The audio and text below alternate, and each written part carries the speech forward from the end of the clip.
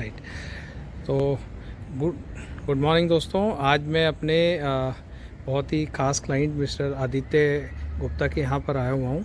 और आदित्य जी जो हैं, मैं इनको पिछले कम से कम 10 साल से जानता हूँ। और हमने रिसेंटली 2 साल पहले ही इनकी जो रूफ़ है उसके ऊपर वाटर प्रूफिंग करी है। तो आज आइए हम जानते हैं कि कैसे उन्होंने मतलब रूफ़ के ऊपर वाटर प्रूफिंग करवाई और पूरी जर्नी उनकी कैसी थी वाटर प्रूफिंग से रिलेटेड, और हमने उनको कहाँ हेल्प किया। तो उनके ही मुंह से सुनते हैं। आदित्य जी प्लीज़ बताइए। Thank you Vishal ji for coming. So मेरा नाम आदित्य गुप्ता है। मैं आप यहाँ GK2 से मैं बोल रहा हूँ। ये हमारा घर है GK2 में। कोई 300 गज के प्लॉट पे है ये, और इसमें ये ग्राउंड फर्स्ट फ्लोर बना हुआ है। तो उसके फर्स्ट फ्लोर के ऊपर की जो छत है उस पर खड़े हैं हम लोग। तो होगी कोई 2000 स्क्वायर फीट की छत होगी। अभी हमारा मकान बना हुआ है 1985 का।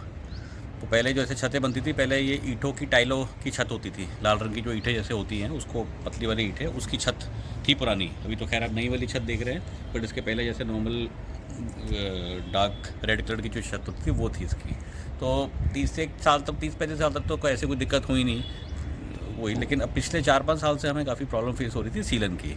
मतलब वो जो ईंटों की छत होती है उसमें प्रॉब्लम वही होती है, over a period of time उसमें इरोजन होने लग जाता है, पानी का कमज़ोर हो जाती हैं, पोरस हो जाती हैं, गैप्स आ जाते हैं, वो ऐसे विजिबल नहीं होते आपको।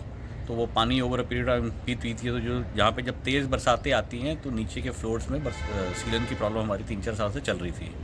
फिर दूसरा हमने थोड़ा सा ये ऊपर थोड़ी रूफटॉप फार्मिंग और गार्डनिंग का भी हमें शौक़ है, हमने वो भी चालू किया हुआ था 3-4 सालों से। तो हो सकता है वो भी उस प्रॉब्लम को उसने एड किया हो।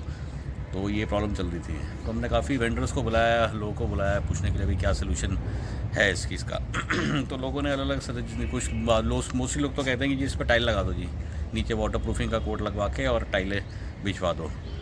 बट और भी चीज़ें लोगों ने बोला कि वो जो ईंट की जो काम हुआ है उसको उखाड़ दो और फिर से प्लास्टर करा दो। तो इस तरह के सोल्यूशन आ जाते हैं। फिर मैंने अपने जो फ्रेंड है मिस्टर विशाल, इनको अप्रोच किया प्रोफेशनल टेक्निकल सर्विसेज से।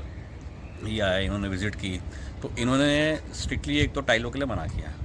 वो कहते हैं टाइलों में सबसे बड़ी प्रॉब्लम ये है कि over a period of time tile अपने में जो उसकी जॉइंट्स होते हैं, कोई जॉइंटलेस टाइल्स तो है नहीं। तो कितनी बड़ी आप टाइल लगा लो, उसमें जो जॉइंट्स आएंगे वो joint over a period of time उसके अंदर से पानी सीप होगा ही होगा।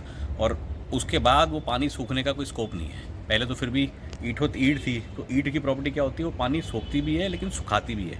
पानी वहाँ से जब धूप निकलेगी तो पानी सूख भी जाएगा। तो लेकिन जब पानी ज़्यादा आएगा तो फिर वो नेचुरली नीचे कहीं ना कहीं सीपेज में जाता था वो। तो टाइलों के लिए तो स्ट्रिक्टली उन्होंने मना किया। दूसरा, उखाड़ने की कोई ज़रूरत नहीं है क्योंकि उसमें और मैस होगा और थोड़ा फोड़ी होगी, वो सब चीज़ें होगी। तो इन्होंने फिर ये सोल्यूशन करवाया। ये इपॉक्सी कोटिंग हमने कराई है, बाकी तो डिटेल में विशाल बताएंगे। बट ये इपॉक्सी कोटिंग का काम करवाया हमने इस पर। गुड। तो आदित्य जी आपको अभी कितने टाइम हो गया इसको कोटिंग को करवाए हुए? ये पूरा 1 साल हुआ है। 1 साल एग्जैक्टली 1 ईयर बैक, अपने फरवरी एंड के आसपास हमने काम शुरू कराया था। बेसिकली जैसी सर्दियाँ ख़त्म हुई, क्योंकि धूप निकल आई, तो धूप में अच्छे से नेचुरली सूख जाता है। तो आपके टीम ने मेरे ख्याल से 3 कोट्स किए थे इस पर। पहले एक वो ग्रे कलर का कोट था, फिर ग्रीन, फिर से ग्रे कलर का। तो ये पूरा बिल्कुल मतलब नीचे फ्लैट्स बेसिकली। एक तो ये पेंट का कोट है, तो एक तो ये हाइट नहीं बढ़ाएगा आपकी बिल्कुल भी, ना तो टाइल है ना कोई और पत्थर टाइप की चीज़ है। तो ये एक तरह का पेंटेड कोट ही है, ये कोटिंग है ये। तो पूरे फर्श पे और थोड़ा सा ऊपर तक भी आपने देखा होगा 1-1 फुट ऊपर तक चढ़ा हुआ है। तो ये ऐसे करके एक जैसे स्विमिंग पूल का टब सा जैसे होता है वैसे बन जाएगा आपका छत। तो आप इसकी परफॉर्मेंस से, अभी 2 सीज़न निकल चुके हैं आपके, हाँ। तो परफॉर्मेंस से आप इसके सेटिस्फाइड हैं? हाँ, जैसे अभी पूरा बरसात का सीज़न निकला, जुलाई अगस्त सितंबर, जिसमें जो भी बरसात हुई तो नीचे कोई प्रॉब्लम नहीं हुई। फिर अभी सर्दी में भी अभी 15 दिन पहले भी जैसे काफ़ी इनफैक्ट सर्दियों में लेट आई बारिश, बट लेकिन अच्छी बारिश हुई थी। तो नीचे इमीडिएटली इसके नीचे वाले फ्लोर पे ऐसी कोई हमें, जैसे पहले सीलन आती थी, ये पानी मतलब पहले तो सीलन क्या, पहले तो पानी एक्चुअली में कुछ जगह से तो टपक रहा था, गिर रहा था पानी। तो नहीं है, ऐसी कुछ प्रॉब्लम आई नहीं ये काम करने के बाद। तो क्या आप अपने फ्रेंड्स को, अपने रिलेटिव्स में, सर्कल्स में प्रोफेशनल टेक्निकल सर्विसेज को रिकमेंड करेंगे? बिल्कुल डेफिनेटली सर, बिल्कुल डेफिनेटली प्रोफेशनल टेक्निकल सर्विस को बिल्कुल रिकमेंड करेंगे, क्योंकि इनकी जो भी सोल्यूशन देते हैं वो ऑनेस्ट ओपिनियन होती है एक तो इनकी।